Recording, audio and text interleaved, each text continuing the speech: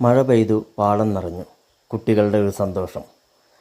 സബരിയ പട്ടാമ്പി ഇന്ന് കുട്ടികളുടെ പാടത്ത് ഉള്ള കളിയുടെ ഒരു ചെറിയൊരു ദൃശ്യമാണ്.